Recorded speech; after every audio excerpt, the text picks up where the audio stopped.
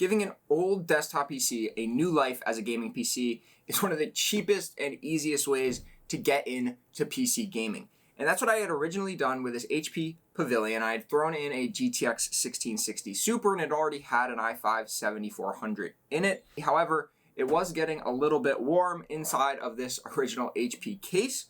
So what we're going to do is swap everything out from this HP Pavilion into our Cooler Master NR200. And this case is a dream to build in and should be a really easy transfer in terms of getting everything from here into our Cooler Master NR200.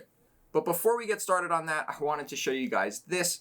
So for the 0.9% of you guys who are subscribed to the channel, thank you very, very much. And for the 99.1% of you who aren't, thank you for watching the videos. But if you are enjoying the videos, if you like the content, if there's specific things you want to see in some future videos, then definitely get subscribed to the channel. It's free, there's no fine print, and it's super easy. Just click that subscribe button. That way you can stay up to date on all my upcoming videos. And believe me, we have plenty in store for the NR200 once we get it all transferred over from our HP. But before we get into the transformation, let's dive into the NR200, open her up, and see exactly what this ITX gaming case has to offer in terms of ease of building, future upgradability, design, airflow, all of that. We'll take a look at that first, and then we'll jump into the build. So the Cooler Master NR200 is the perfect ITX gaming case for this transformation. One, super easy to work in. All of the panels, front, back, sides, bottom, all pop off. And it's just clips, so they're easy to pop off and easy to pop back on. And when you take a look inside, you can see we have a 92mm rear fan. We also get a 120mm for the top with a fan cage so that we don't get any of our wires caught in the top fans. We also get this radiator bracket here. So technically we could fit a 280mm AIO into the NR200, and you might want to stay tuned because that could be in the works for the future.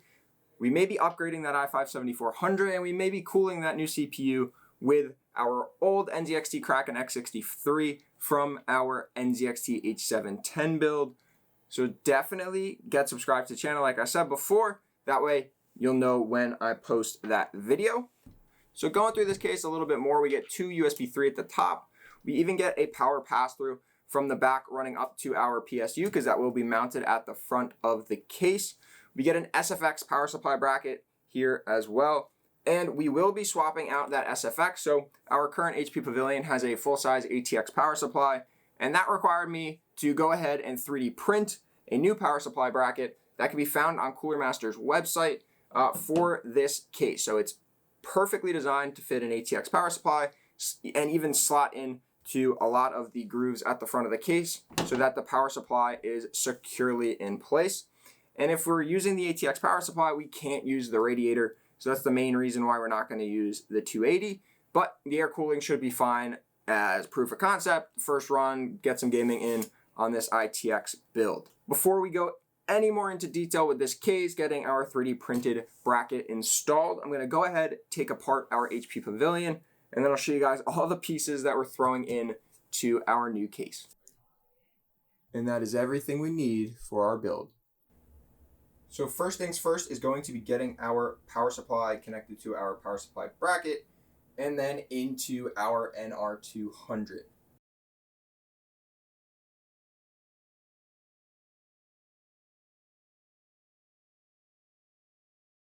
And with everything set up and ready to go, first things first is we're going to install our motherboard.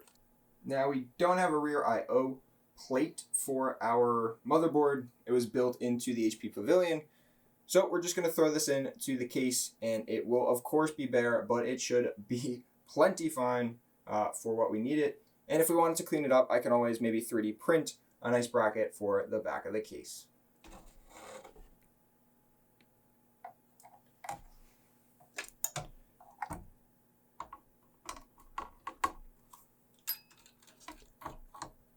So we have run into our first issue, and that is that because the HP Pavilion isn't really an ITX case, it's really more of a custom form factor, especially when it comes to the motherboard. The two top screws, the two top standoffs fit perfect, but the two bottom ones are a little higher and a little bit more over to the right than they're supposed to. So I'm going to cover both of these bottom standoffs with some 3M double-sided tape.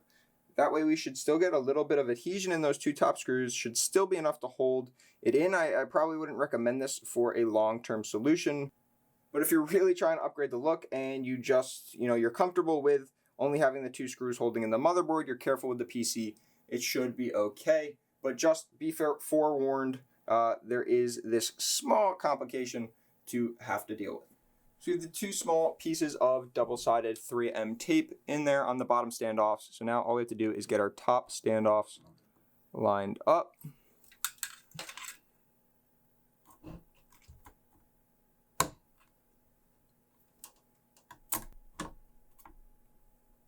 There we go.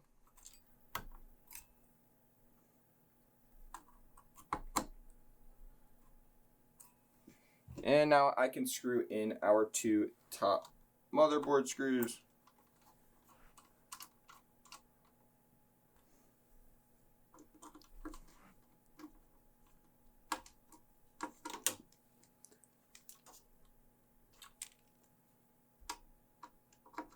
So for the power supply, you can see these two grooves on the top of the bracket, and those actually slot in to a couple grooves on the front of the case.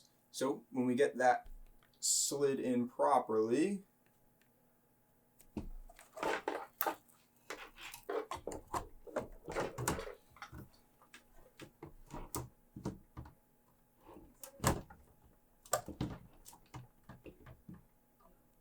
should sit just like this. Let's go ahead and screw this in. So you're going to use 4 case screws to actually end up screwing in the power supply 3D print. And the 3D printed holes are just small enough to where the threads will thread into the plastic and should provide a really nice tight grip.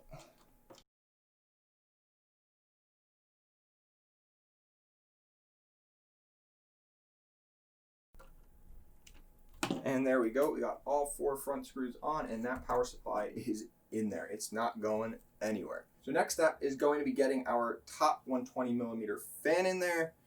And then all that really leaves us is hooking up the power supply connectors, getting our graphics card into our motherboard, and we're pretty much ready to start her up. So for the top fans, they are just rubber grommeted in, and the top fan will just slot right in.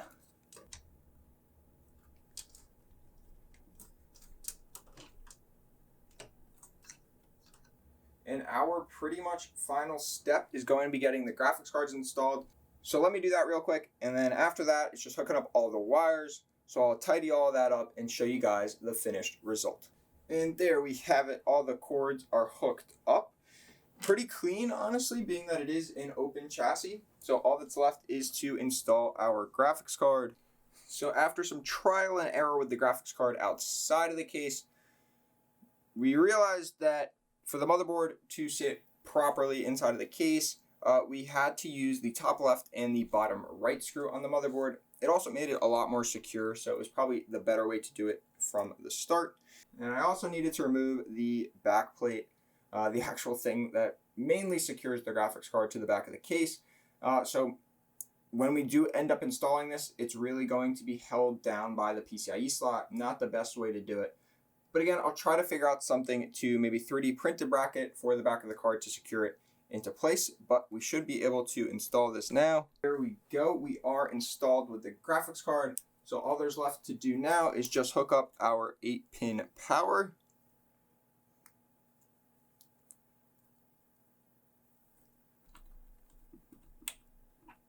There we go.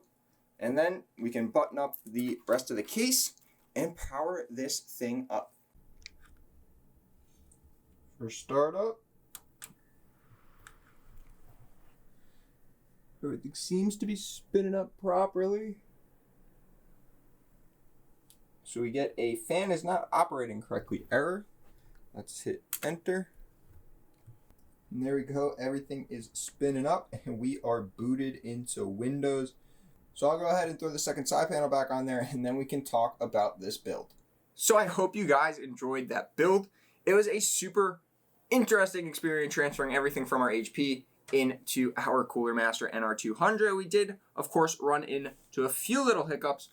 One being the motherboard layout. So the 4 screws did not line up with a typical mini ITX case, but we were able to get the 2 diagonal screws inside of the motherboard, which should be plenty. It feels nice and secure inside of the case. Besides that, the biggest issue is definitely the graphics card, having to take off the actual backplate and the bracket in order to allow that graphics card to fit in. Otherwise, it was making too much contact with the inside of the case and it wasn't allowing it to seat properly. But besides those things, it was honestly a pretty simple build. Our 3D printed power supply bracket fits awesome. Super, super nice of Cooler Master to provide that to everybody purchasing this case. So yeah, I really, really enjoy building in this case. It's plenty open, especially for an ITX Gaming PC. So if you guys do have an HP Pavilion sitting around, and maybe you've already turned it into a gaming PC or you're looking to do just that, keep in mind the NR200 if you're looking to add a little bit of that gaming aesthetic to your build. Of course, you have to keep in mind those few downfalls or downsides of this case with this transformation, but overall, a really, really good looking PC and it functions super, super well. So I hope you guys enjoyed the video. If you did, give it a thumbs up. If you have any questions or comments about building or turning this into a gaming PC and then the transformation into our NR200, leave those in the comments below. And like I said at the beginning of the video, definitely get subscribed to the channel. We have plenty in store in future videos.